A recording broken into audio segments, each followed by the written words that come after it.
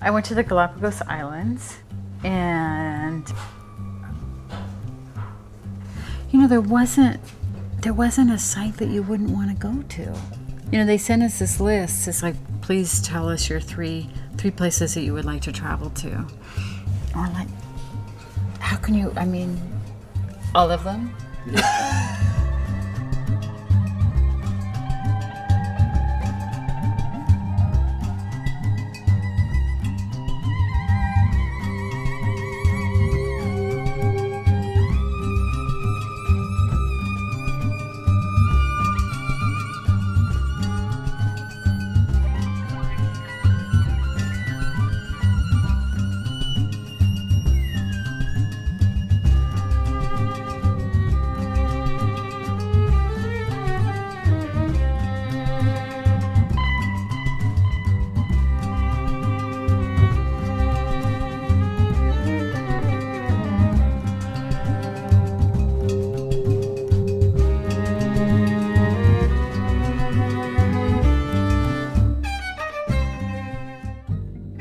Rare ideas, asking some artist, involved to their project, right?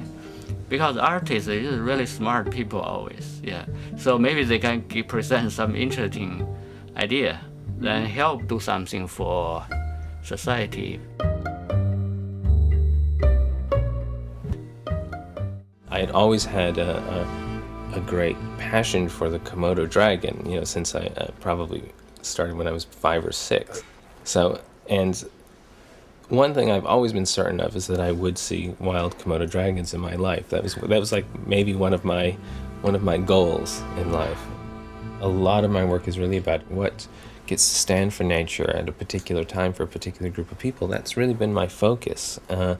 So the idea of working with an organization that their primary mission is to preserve, protect, and make available the natural world for people's appreciation is kind of amazing for me. I'm a natural choice for such a project because that's the sort of work I do. I work with wildlife all over the world. And my work is about human interference in nature, in environments that are in need of protection. So one of the things I'm going to do in Honduras, which is the site I've chosen, is to film the manatees, it's an endangered population. The place that I selected is amazingly beautiful and interesting. There's like 52 different ethnic groups in that specific area. This is a very amazing place because it's like New York here.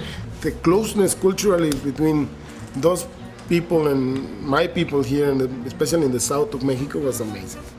It was good if I bring the images of the beauty that I saw and the problems that I saw and how these cultures' interaction deal with the environment as well. You make a show and then one people is moved by your ideas. Then if one changes the way of perceiving the world, that's a success. You are contaminating people in a good way. We were snorkeling, and we were in wetsuits because the water's sort of cold, because I'm a wimp. And I started thinking about the experience of buoyancy, the way that buoyancy is a kind of equilibrium as the kind of metaphoric state in terms of these dilemmas about how much we develop, how we protect. This state of buoyancy is this state that we want to achieve. This is a forest, right? It's like dark forest. Dark forest, like yeah. Deep forest. Deep Yeah, forest, exactly. yeah. This is a Chinese character, Chinese calligraphy.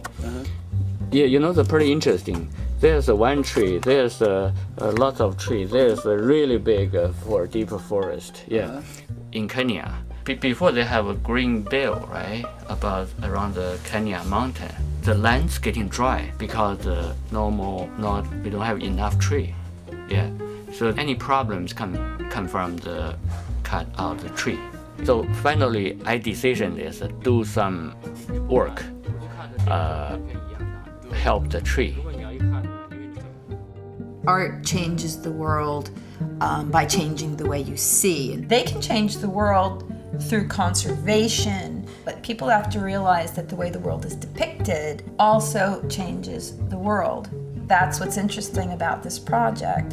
And there'll be a certain percentage of people who say, aha, what is that? That's beautiful. What is that? You know, and you can change the world that way. You know, when you hear a poem, you don't need to break out every word to understand it. You can feel it because that's poetics are in the poem, intrinsic. I want to connect with my public, you know, in a poetic way.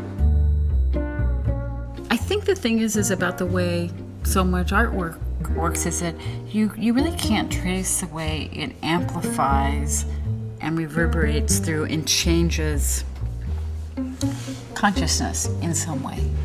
I really want the people thinking about is what it is. What is art? Doesn't matter for me. If some people think, oh, this is not art piece, you know, doesn't matter. What is the goal of the art? Yeah, I just want to open people's mind. Yeah.